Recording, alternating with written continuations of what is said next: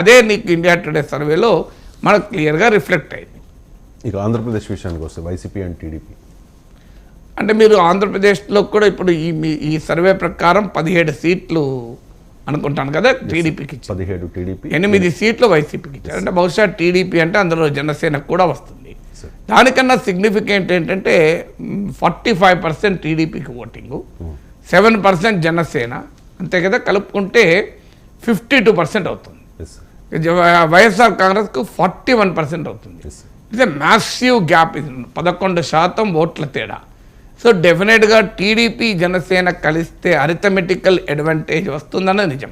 కానీ మరి ఈ స్థాయిలో వస్తుందా అంటే పెద్ద ఎత్తున జగన్ పట్ల వ్యతిరేక ప్రభంజనం ఉంటే తప్ప 11% గ్యాప్ రాదు. 11% గ్యాప్ అంటే మీకు తెలంగాణలో 2% గ్యాప్తోనే కాంగ్రెస్కి 65 సీట్లు వచ్చాయి, మీకు కాంగ్రెస్ సిపిఐ కలిపి బీఆర్ఎస్కు 39 సీట్లు వచ్చాయి. అయితే అఫ్కోర్స్ ఇక్కడ ఒక చేంజ్ ఉంది, తెలంగాణలో థర్డ్ పార్టీ కూడా ఉంది, అందువల్ల కంపారిటివ్లీ నీకు ఓటు కన్వర్షన్, సీట్ కన్వర్షన్ తేడా ఉంటుంది.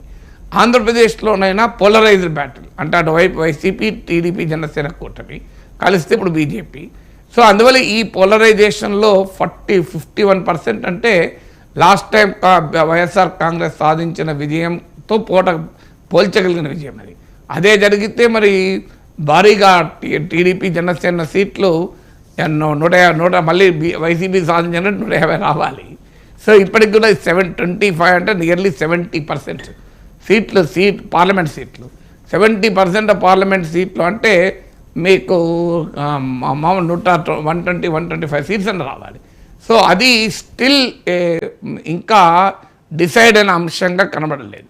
జగన్మోహన్ రెడ్డి, వైఎస్ఆర్ కాంగ్రెస్ సీట్లు తగ్గుతాయనేది నిజం, వైసీపీ సీట్లు తగ్గుతాయి అనేది గ్యారంటీగా నిజం, అందులో అనుమానం లేదు. కానీ ఎంత తగ్గినా కూడా ఈ స్థాయిలో తగ్గుతాయా? ఎందుకంటే సంక్షేమ పథకాల ప్రభావం చాలా బలంగా ఉంది. అందులో కొంతమంది తమకు రాలేదన్న భావన ఉండొచ్చు. ఇప్పుడు ఆటో వాహన మిత్రులు, ఆటో యజమానులకు వస్తుంది తప్ప ఆటో డ్రైవర్లకు రాదు, మగ్గాలకు ఇచ్చే దాంట్లో యజమానులకు వస్తుంది తప్ప చేనేత కార్మికులకు రాదు. సో ఇలాంటి ప్రశ్నలు ఉన్నప్పటికీ కూడా ఓవరాల్గా సంక్షేమ పథకాల ప్రభావము మీకు ఆంధ్రప్రదేశ్లో ఎక్కువగా ఉంది. ఎందుకు ఎక్కువగా ఉందంటే తెలంగాణలో లాగా మీకు రైతు బంధు ధనిక రైతులకు కూడా ఇస్తున్నారన్న కంప్లైంట్ అక్కర్లేదు, ఎందుకంటే అక్కడ ఎకరాలతో సంబంధం లేకుండా రైతుకి ఇస్తున్నారు. అలాగే అక్కడ కౌలుదారులకు ఇవ్వలేదు, ఆ డైమెన్షన్ ఆంధ్రప్రదేశ్లో కూడా ఉంది. కానీ ఇక్కడ లాగా దళిత బంధు, అలాగే డబుల్ బెడ్రూమ్ లాంటి సెలెక్టివ్ స్కీమ్స్ లేవాడ.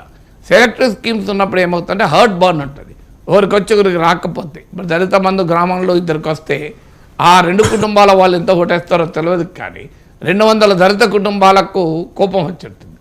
అలాగే రైతు బంధు 2 ఎకరాల రైతు బంధు వస్తే ఆనందపడు కన్నా తన కళ్ళ ముందు పంటే పండించని కౌలు పొందుతున్న 20 ఎకరాల రైతుకు ఎలా వస్తుందన్న బాధ ఈ రైతులు ఉంది. 3/2 <5 acres ఉన్న వాళ్ళే మన తెలంగాణ రాష్ట్రంలో కూడా. సో అందువల్ల ఆ డిఫరెన్స్, ఆ స్కీమ్స్లో ఉండే సెలెక్టివిటీ వల్ల ఈ ఛాలెంజ్ వచ్చింది. మీకు డబుల్ బెడ్రూమ్ వచ్చిన వాళ్ళు ఓటేసారో లేదో తెలియదు, కానీ రాని వాళ్ళు చాలా ఎక్కువ మంది ఓటు వేయలేదు.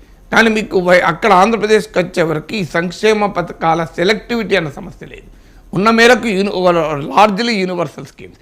కానీ అదే సమయంలో విద్యుత్ ఛార్జీలు పెరిగాయి, ఇన్ఫ్లేషన్, అన్ని రకాల వస్తువుల ధరలు పెరిగాయి, అలాగే చెత్త మీద కూడా పన్నేశారు. ఒక చేయితో ఇచ్చారు, ఇంకో చేయితో ఇవ్వలేదు అన్న భావన కూడా బలంగా ఉంది. అలాగే చంద్రబాబు నాయుడు కూడా పథకాలు పెడతాడు కదా, ఎవరైనా ఆపుతారా? ఇక్కడ తెలంగాణలో కూడా జరిగింది. ఏం బీఆర్ఎస్ కేసీఆర్ ఇస్తాడా, కాంగ్రెస్ ఇవ్వదా అని. అక్కడ చంద్రబాబు నాయుడు ఏ మేరకు అమలు చేస్తాడన్న అనుమానము ఒక సెక్షన్లో ఉంది. అదే సమయంలో తెలుగుదేశం అనుకూల, వైసీపీ వ్యతిరేక వర్గాల్లో ఏం చంద్రబాబు నాయుడు చేయడన్న భావన కూడా ఉంది. 2 రకాల భావనలు ఉన్నాయి. తర్వాత డెవలప్మెంట్ జరగలేదన్న భావన చాలా బలంగా ఉంది.